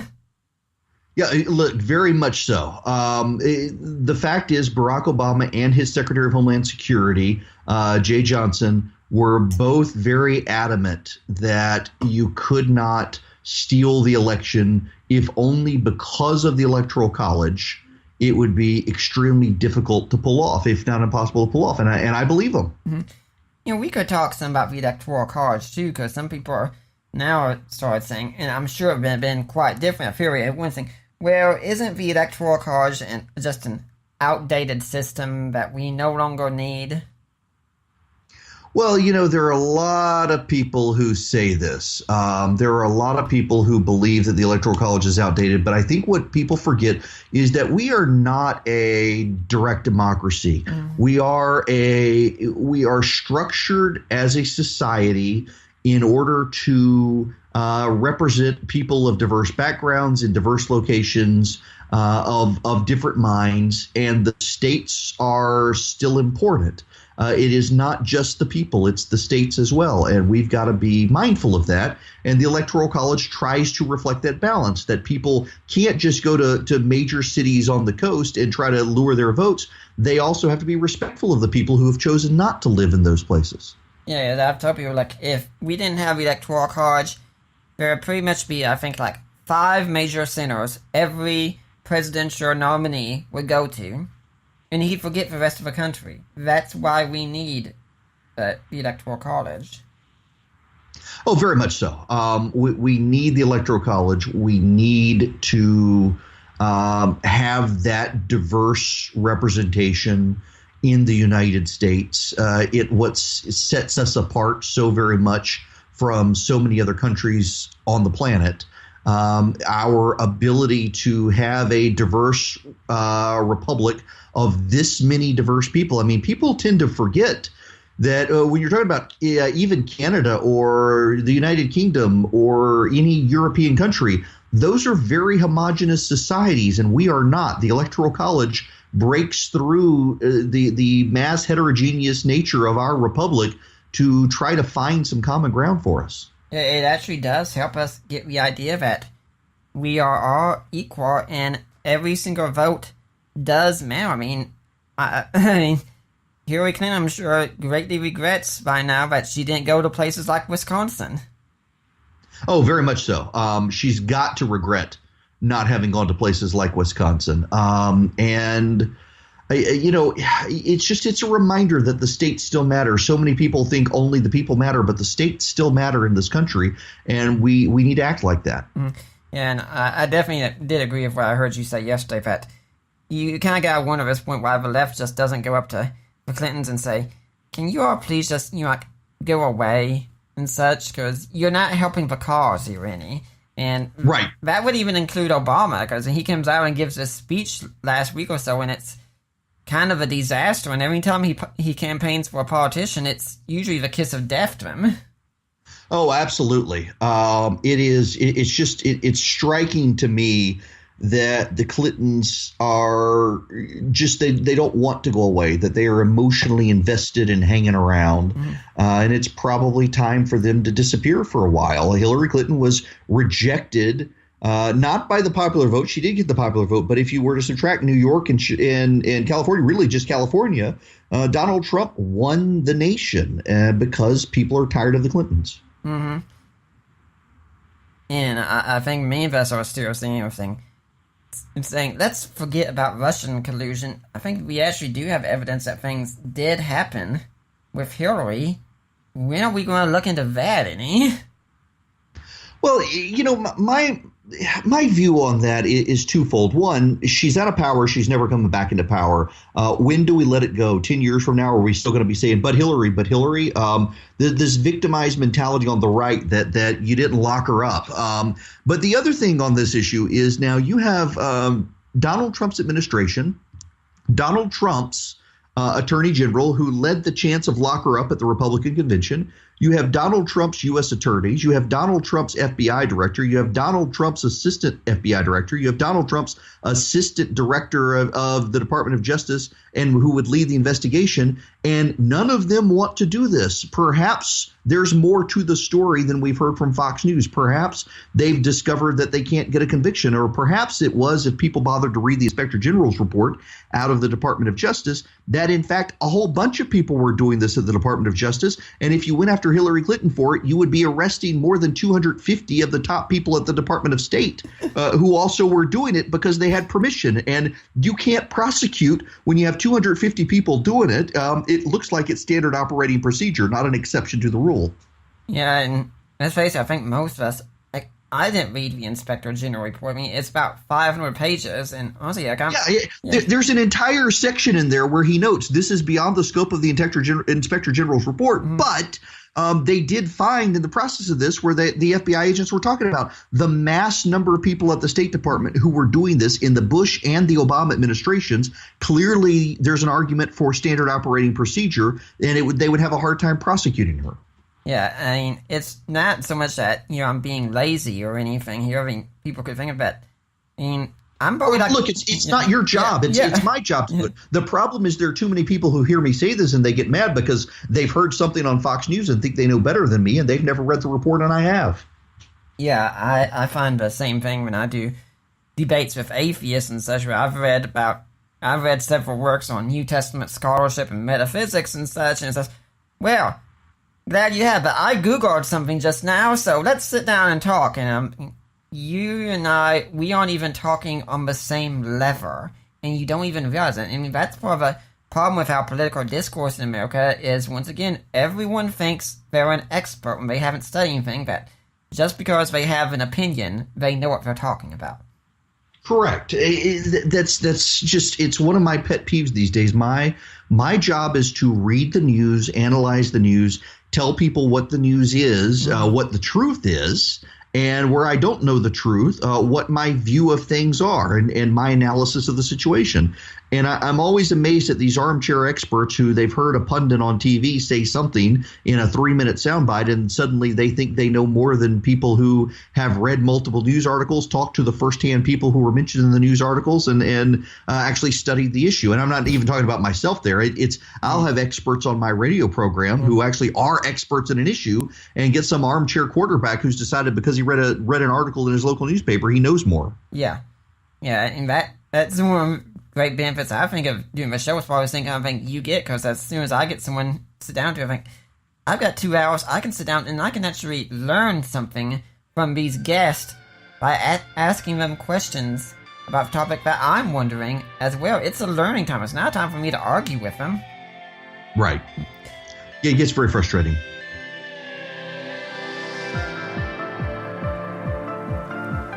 But I'd like to remind everyone at this point you're listening to the Deeper Waters podcast, and like I said earlier on this show, everything we do is supported by listeners like you, and I told you to start. We are in a hard time right now. I mean, I've had these teeth pulled, and honestly, folks, I still shudder at that. My wife returned to me every now and say, "What's wrong?" And I would say, "You know what it is." And today I said, I just think about the experience and how hard it was, and it'd be great, honestly, if we could get a bridge or an implants and such to help with that. But that's why we do this part of the show, so you can learn how to donate, so you can help us out with our needs as well. Because if you're benefiting from the harvest that we are producing here, you should take part in the planting, really. You can go to my website, deeperwatersapologetics.com. And there's a link on the side, help support the work of Deeper Waters Christian Ministries. Okay, you click in there, and you get taken to the ministry of Risen Jesus. You've gone to the right place. Mike and Debbie Lacona, they are my in-laws, and they will take any donation you get and make sure it goes to us. It is tax deductible. You can also buy ebooks that I have written, such as A Creed of the Ages, The Apostles' Creed in Today's Christian. Or you can buy ebooks I've co-written, Defining Inerrancy, God and Natural Disasters, Groundless, Christian Answers for This Generation's Questions. And you can also, Eric, I've heard you talk about your wife on the air. Does she like jewelry? She's not really a jewelry person, actually. It never has been. I mean, she has some pieces that she wears and loves, but it's never really been her thing. Yeah, you're the second husband to say that on the air. That's very fun, because we've actually got a jewelry store here. My friend Lena Klester runs it, from Premier Jewelers, and you can buy something, and 25% of that goes to Deeper Waters. Whatever you buy, for that lady in your life who generally does love jewelry, get something special. And like I said, guys, you can, my usual thing, you know what it is, you can buy something special for that lady in your life to make up for that big screw-up that you recently did with her. Or you can buy something special for that lady in your life to make up for that big screw-up that I know you're going to make with her. And if you can't do any of these, I mean, like Eric said, if you can't give money, there are still ways you can give back. Tell a friend about the show. Share it on your Facebook. Share it on your Twitter feed. And also, go on iTunes and leave a positive review of the Deeper Waters podcast. I check regularly. And I get so excited when I see a new review and see how much you all appreciate the show. You really have no idea what that means. We talked about giving earlier. One of the best things you can give someone is a kind word. And that really goes a long way. Eric, do you have any organization or charity you'd like to see people donate to? You know, I'm a big proponent of a group called EDGE. EDGE is I'm fascinated by the concept. It is veterans of the special forces who go to Africa and train anti-poaching task forces, because what people don't realize is so much of the money that ISIS and Al-Qaeda use to fund their terrorism comes from poaching ivory in Africa and selling it on the black market. And so these special forces groups go and train anti-poaching task forces in Africa to actually help combat terrorists and human trafficking efforts. Is there a website we can go to for that? You know what? Of course I would say that. They just changed their website. Hang on, and I will find it for you. It is. I know their Instagram account is Edge. It's just the work that they do is genuinely to me fascinating, and I love the concept of helping special forces give back. Edge Eco Defense Group, and their website is not on their Instagram page at the moment because they're changing their website. No, ecodefensegroup.org. ECOdefensegroup.org is Edge. And the Eco Defense Group, they're full. Everybody calls them Edge. They're a really cool group. Yeah, I always would say when we're out in public and we see someone who's a police officer or a firefighter or an ambulance or someone in the military, my wife and I, we both have Asperger's, so we're not really good at approaching people like this, but we do it anyway. And we go up to them and we always say, thank you for your service. I have nothing but the utmost respect for all these people who are, I always like to thank people who are willing to take a bullet for us so the rest of us don't have to worry about taking those bullets. Amen. You know, what you said about Edge brings me up to something that we could also think about here, because this, I think, can be a mistake the right can make, because they hear about ecology defense and think, oh boy, this is wacky environmentalist and such. And let's face it, there are some wacky environmentalists out there, but I think we Christians do need to properly take care of the environment still. Oh, yes. This is one of my frustrations with the secular environmentalist movement is they've so alienated people of faith from environmentalism. Listen, when God created the heavens and the earth, he put man in charge of it as stewards for the planet. We're not to dominate it per se. We're to be good stewards of God's creation. We have a responsibility to an environmentalism that isn't wasteful and isn't greedy. At the same time, it doesn't mean we've all got to become vegetarians and go back to the Stone Age. It doesn't mean we can't appreciate the fossil fuels that God has left for us to discover and learn how to use. But it also does mean we should be responsible in our choices. But primarily, I mean, God said to Adam and Eve and then to Noah, that we are to procreate. We're to be fruitful and multiply if we can. We're to have large families. And there's this secular environmentalist movement that is so prevalent in our culture now that is very anti-family, supports abortion and believes in small families because of carbon footprints and whatnot. And that's very antithetical to faith. And I think the emphasis on climate change doesn't really help this. You know, I'm very much a skeptic of man-made climate change, but it seems to be a religious movement among the left. It's like a shibboleth of sorts, but you have to believe in climate change. It is very religious, and all the heretics have to burn at the stake. I mean, I know people who are they believe in global warming, they believe in climate change, but they don't believe in the extent of it as a lot of the secular environmentalists, and they're being driven out of academia for daring to say that they're overstating the risks. Now, my position is very straightforwardly, I think it is mostly a natural phenomenon. I do think there are 7 billion people on the planet, many of them polluting. I think we're probably play a role. I think that the left has overstated that role vastly. We do live in a symbiotic planet where things give and take. take, and we take a lot and don't necessarily give back. So I think that has an impact. But ultimately, I don't care. I don't believe the world is going to end by us putting too much carbon dioxide in the planet. I've read the end of the book. Yeah. I know how the world ends, and it's not this. And the hysteria and overblown fear that these people are pushing, I think, is unfortunate and drives a lot of people who would otherwise be willing environmentalists away. Yeah, I agree with you on reading the back of the book and such and knowing how it ends. At the same time, I think some Christians can be a bit too careless about it. I mean, my eschatology, I'm an Orthodox preterist, and I've had several shows done on Orthodox preterism. I think there are a lot of people who have a more dispensationalist mindset would say, well, it doesn't really matter what we do with this world because God's going to destroy it in the end anyway, so who cares? And no, that's not a good attitude for a Christian to have, even if you are a dispensationalist. Yeah, I think so. Listen, we've got a responsibility to God's creation. We do. We can't turn our back on that responsibility and say, oh, well, the environmentalists don't think we need to recycle, so let's don't. I think if we can, we should. At the same time, I'm not willing to switch all of my lights to fluorescent lights where if I drop them on the ground and have a mercury outbreak, I'm going to have to evacuate my house and call a hazmat team. Mm-hmm. Yeah. I think something else you said there is important about how these people have been chased out of academia and such. And I think one of the greatest dangers in our country today is that these ideas that if you disagree with someone, you hate them.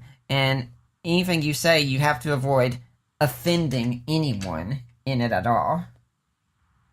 Right. The censorious movement is what we're seeing because the political left has largely realized they're not winning the argument. They thought that they were in charge. They thought they had won with Barack Obama, and they didn't. Therefore, their solution is to shut down any sort of dissent. The danger with that is that there will be a lot of people. There has always been Gnosticism.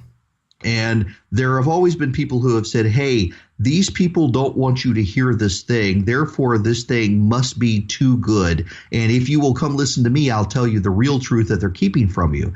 And the danger is not that people learn about conservatism. The danger is that they suddenly believe really terrifying things are true, which is why we're suddenly seeing the rise of white nationalism, I think, again, in this country, is because there are so many people who have become convinced that there's a conspiracy of the government or someone keeping people down, and along come these people and say, hey, I've got the secret, and none of these people have allowed you to learn it in the town square. Come to my secret corner of the internet, and I'll share with you the real truth. If anyone wants a little bit more information on this, I interviewed J.P. Holding sometime, maybe last year or so, maybe even this year. I don't remember when exactly, but I interviewed him on his book, Jesus Was a Mushroom and Other Lies You Won't Believe. All about conspiracy theories, and I tell you, people might think with conspiracy theories, it's just don't. But, I mean, we talk about... Right. Yeah.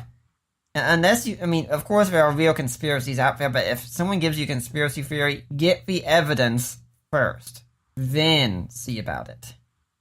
Yeah, I think people are way too willing to believe conspiracy theories these days, and they shouldn't. A conspiracy theory relies on the ability of people to keep secrets in a day and age where it's harder and harder for people to keep secrets. Yeah, I think J. Warner Wallace has said the very best conspiracy theory you could have is where two people work together, and after the crime's done, one of them kills the other one.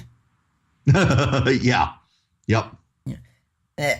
To talk about offending people again, though, I made this statement years ago that when you talk about an issue such as tolerance, I said, if you want to recognize someone who's really an intolerant person, it's very easy. Go find someone who's a champion of tolerance, and then disagree with them on an issue they're passionate about, and see how quickly they abandon tolerance. Oh, very much. And this, again, there's a quasi-religious appeal here now where their belief is that in order to have a tolerant society, we must stamp out intolerance. I've actually heard this put this way, that you have to stamp out intolerance. Well, what is intolerance? It rapidly becomes things I don't like. Mm. Yeah, I have the same concern when I hear people talk about hate, for instance, and they use this in a way it's just so vague. And I've said, look, not all hate is wrong. I mean, my wife went through some bullying when she was in high school, and let's face it, bullying is wrong. We all know it. and such. But she wanted to join this group, anti-bullying, about We Stop Hate. And I said, hon, I don't think it's a good idea. And after a while, she left because she didn't like some of the attitudes. And I said, hon, always be careful about people who just speak out about hate like that. Because if you love some things, you are going to have to hate some things. Everyone had better hate some things. I hate rape. I hate child abuse. I hate unjustified divorce. Or a number of things like that. Oh, yeah.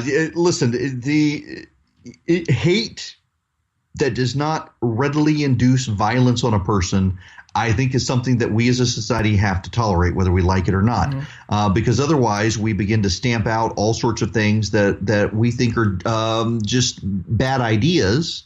And it morphs over time into we just want to stop other people who disagree with us. And that's where we are, I think, with the political left these days, is they just want to stamp out dissent. My wife has a really good friend who lives up in New York, and she's definitely on the left. Very, very far on the left. But something that we've liked, though, is we can talk with her about these issues, and we will heatedly disagree and such. But in the end, she said, this world would be a far better place if there were more people like Audi in this world. And I said, that is the way it should be. That I think Thomas Jefferson even once says, I've never seen political difference as a reason to end a friendship. Yeah, I'm totally with you on this, and it boggles my mind that people believe you can't have friends on the other side. Listen, I was at CNN for a number of years, mm-hmm. and went in with a group of people on the political left who I grew up thinking were the bad guys because they work for Bill Clinton. Uh-huh. And they became some of my best friends, and we disagree adamantly on politics. But that has allowed us to build strong friendships because we've been able to find other things on which to build a friendship. Too many political friendships are cheap friendships. You have nothing in common but politics. And unfortunately, we live in an age where we can build our own communities online on Facebook and whatnot, where we can find people who agree just like us, and we never have to encounter a diverse thought on politics, and we are less and less engaged in the world around us because we're so engaged online with people who think just like us. Yeah, one of the best groups I'm in online is actually a group where we've got people who are Protestants, Catholics, and Orthodox, and we all work together. We all share the same message. But gosh, we can have some great debates going on internally on Protestantism, Catholicism, and Orthodoxy, but it doesn't change our mission outwardly that we're doing to the rest of the world, and that's exactly how it should be. Yeah, I think so. I got in a little bit of a controversy the other day by a Catholic friend of mine reached out, given what's going on in the Catholic Church now, and said, should I get out? And I said, look, I'm a Calvinist, I'm Reformed, I'm a Presbyterian, I'm not a Catholic. But if you have made this faith commitment, you're not making it to an individual church or to a priest. You're making it between you and God. And use this as an opportunity not to flee from it, but to engage yourself in your child's spiritual growth. And instead of passing your kid off to a priest, you go too and hang out and learn something yourself and build a bond with your child through shared faith. And people are like, I can't believe you didn't tell them to get out of the Catholic Church and become a Protestant or become a Presbyterian because of the heresies of the Catholic Church. I was like, it's not my place in that sort of conversation to do that. I know plenty of Catholics who I think probably are ahead of me in the line getting past the pearly gates. Yeah. I when I meet people and say, well, do you think Catholics are Christian? I said, some of them are. Some Presbyterians are. Some Methodists are. Exactly. Some Baptists are. Yes, very much so. Yeah, I know people who go to church regularly, and I'm not sure I'm going to see them there. Yeah. And I happen to agree with what you were saying. I mean, to take the time to say, yes, you need to get out of here, I mean, that would have been very opportunistic at the time, and I don't think that's the action that Christ would endorse. Yeah, I agree. Mm-hmm. It is. I agree for my brothers and sisters in the faith who are Catholic right now. Mm-hmm. Yeah, let's talk about another issue since you mentioned hate that doesn't lead to violence and such. And this is one that I think Christians can dispute on a lot of times, and that would be the issue of gun control. I mean, we see something like the Parkland shooting take place.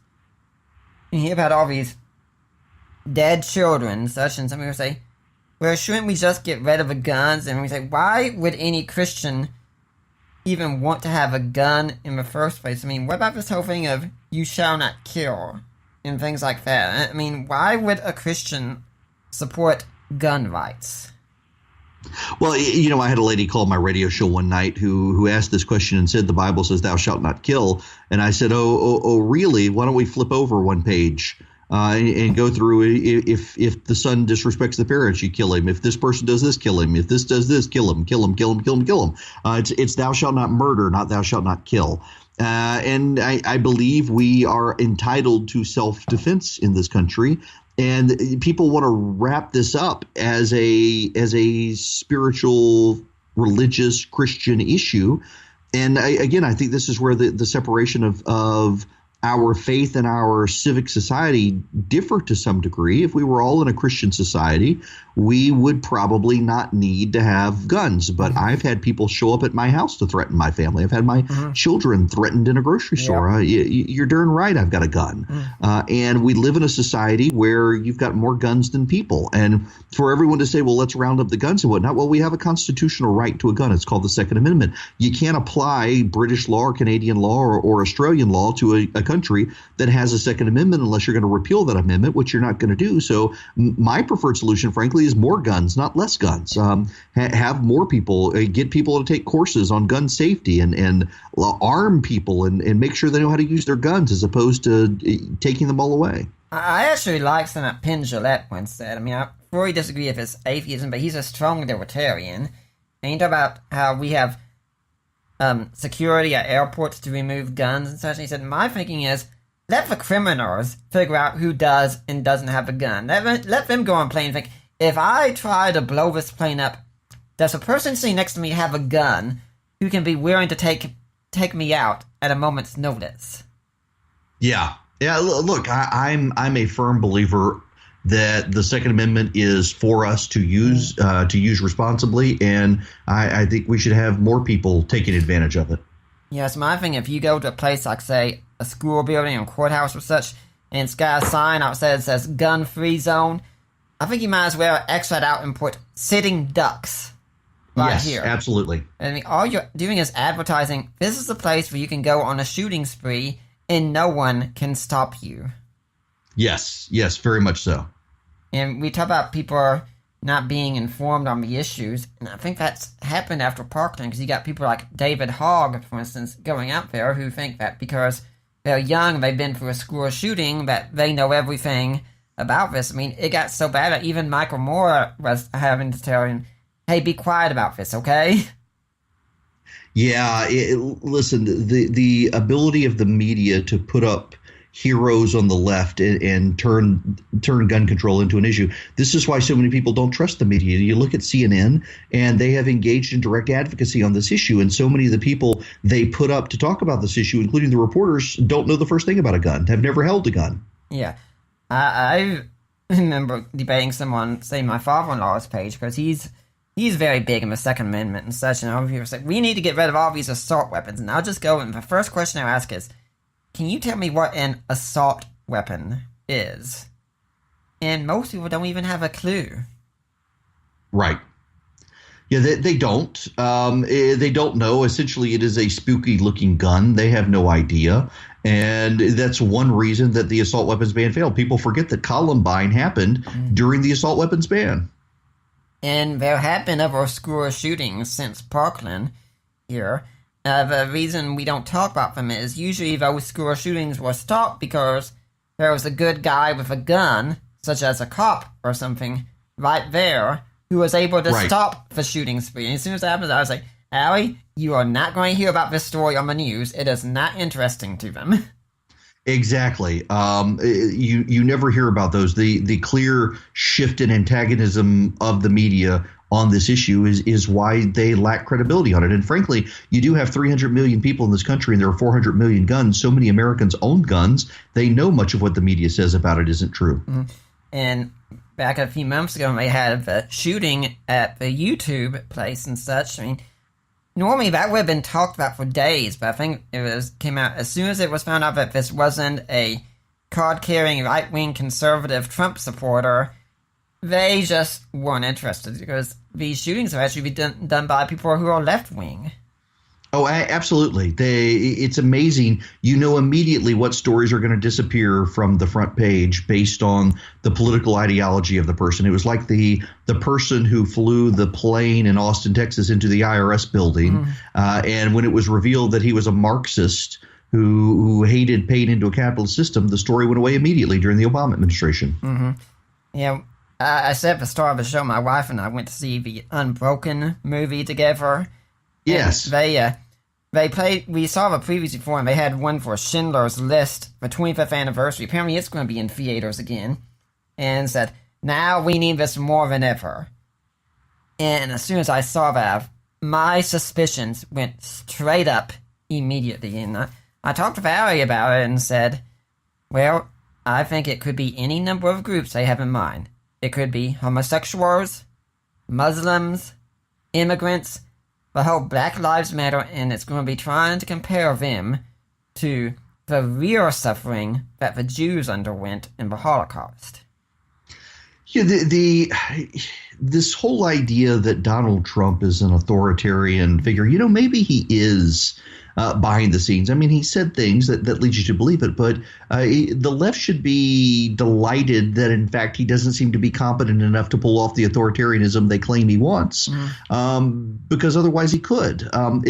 People have whipped themselves into a frenzy, and I don't think it's helpful to compare the Trump administration to Nazis or the plight of American liberals to Jews during the Holocaust, which is what people want to do. It degrades and demeans the real tragedy in order to elevate someone else's grievance. Yeah, and really, I don't think these people are anywhere near the victims. I mean, Muslims, for instance, Muslims were once responsible for 9/11, and let's not forget ISIS and things like that. And the homosexual left, where we've seen what they're willing to do with places like Masterpiece Theater and Masterpiece Bakery and such, things like that and such. I mean, it's easy for so many groups to cry victim, and then at the same time make a war cry and try and eliminate anyone who disagrees with them. Yeah, very much so. It is really, really frustrating.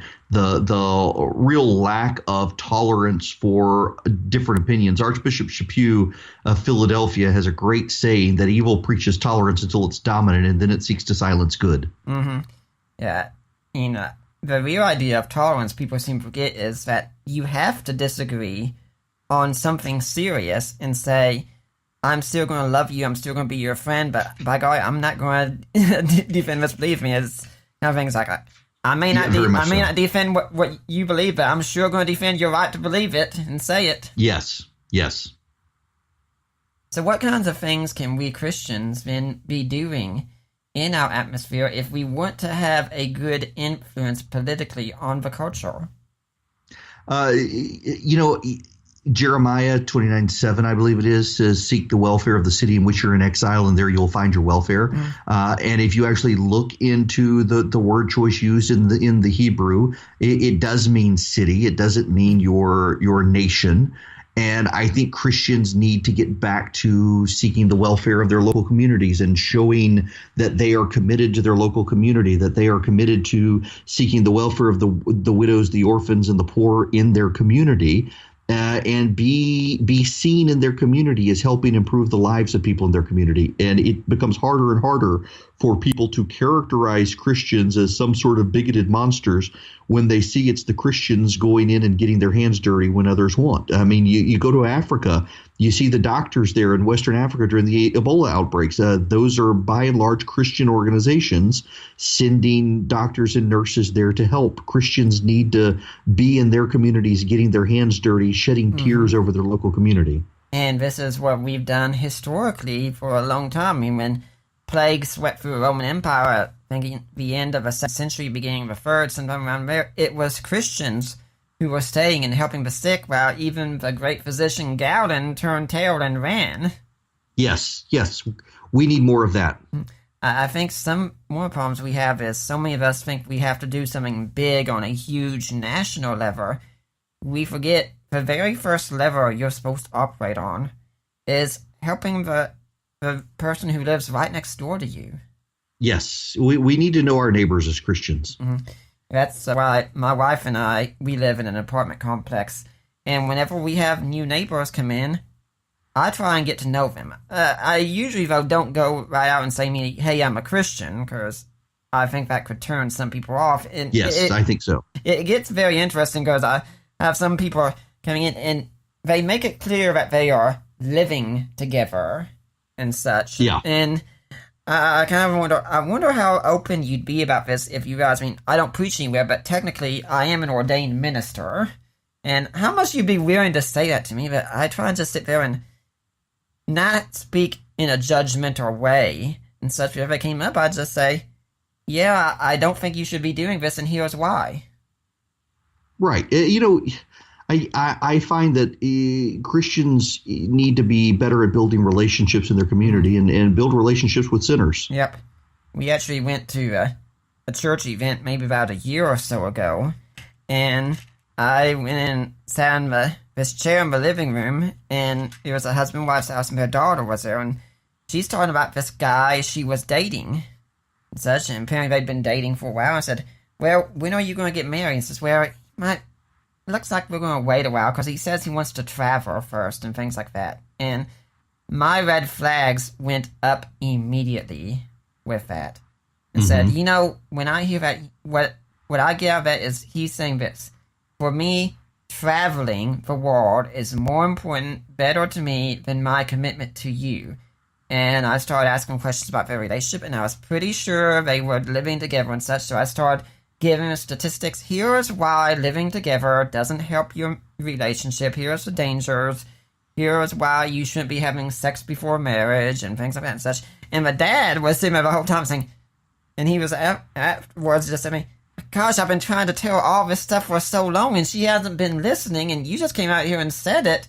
And I think she did wind up listening at the end and such. And I think it's just, a lot of kids don't really listen to their parents, but when I talked to this girl, I wasn't judgmental at her, I wasn't being in her face or screaming, I was just saying, here's the facts. And I even called Allie and said, hey, Allie, here's what I've said about this guy, here's my opinion, do you agree? Yep, I agree with you. Yeah, that's what you have to do.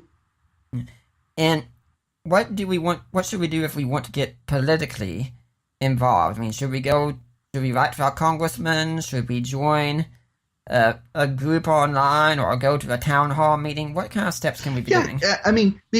Be involved in the political process. Go vote. Get to know your member of Congress if you can. Be willing to contribute to good candidates. Exercise discernment in who the good candidates are. Get involved in your local political process. Go to local city council meetings and weigh in on the topics of the day. Write letters to the editor. We are to involve ourselves in these processes. I think we can't separate ourselves from them. But we also need to be mindful of the fact that if we devote all of our attention to Washington, we're not devoting our attention to the things that Christians should do, which is taking care of the widows, the orphans, and the poor and focusing on Christ. Yeah, and I know we've spoken a lot of negative things about social media, but we also can realize we can use social media for good. I know you're active on Twitter, for instance. I'm not so much, but I try and do a lot on Facebook, and when we're on there, we can speak about social issues. Yes, we should not be afraid to speak out. But when we do, we should also, of course, always go and inform ourselves and do so realistically, because, this is what you do for a living, in fact, but there's no way you even can go and inform yourself on every political issue out there. Yeah, look, we've got to be able to engage people. We really do. Engage them where they are. Be winsome and smile and be kind, but also realize that we're headed to eternity and we've got obligations along the way. Mm-hmm. And at the same time, I think Aristotle would have the whole idea. It's finding a balance in all things. I had some fun talking about this guy who made a video years ago talking about a game that people were playing on their phones and such. He said, well, all this time you're playing, you could be doing evangelism.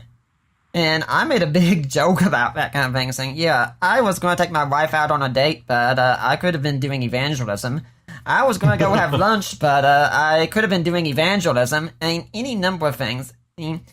All these are good things, but if all you did even was just evangelism, you would wear yourself out as well. You have to find the balance everywhere.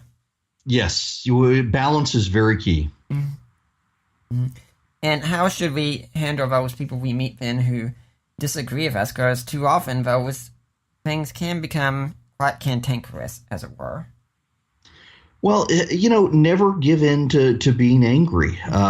Be willing to be kind. You're not going to make friends with everyone you meet, but you don't have to make them your enemy. If they decide they don't like you, let it be on them. But you don't go out of your way to be antagonistic. Yeah, I generally agree with that. Although I'll say I can be blunt with some people. If I find someone's being an idiot, I'll usually go out and say it after enough times. So I'm not putting up with it. Yeah, I understand. The only time you'll really find me very getting angry online, and my sound guy loves to hear us because he can tell how passionate I am in my voice, is that if someone disagrees with my wife on Facebook, that's okay. I disagree with her sometimes too. But if they dare to go after her, oh, by golly, the claws are going to come out, and I think pretty much everyone on Facebook knows who we are. We sit back, we get some popcorn, and we watch the show, because if you go after Nick's wife at all, he comes after you, and he comes after you with a vengeance, and he does not let it go. Right, very much so.